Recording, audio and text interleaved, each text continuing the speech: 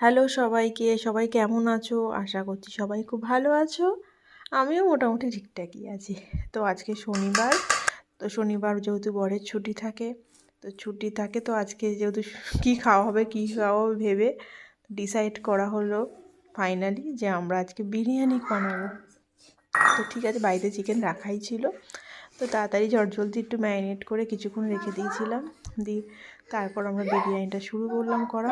তো আজকে খুব ঠান্ডা পড়েছে, হঠাৎ করেই দেখলাম সকালে উঠেও খুব ঠান্ডা হাওয়া লাগছিল, রোদ তো ওঠেইনি, তো প্রচণ্ড ঠান্ডা লাগছিলো। তো যা হোক করে তাড়াতাড়ি করে যেভাবে ঘরোয়া কিছু জিনিস রাখাই থাকে বাড়িতে, তার ভেতরে সব কিছু জোগাড় করে চটজলদি এই বিরিয়ানিটা বানালাম।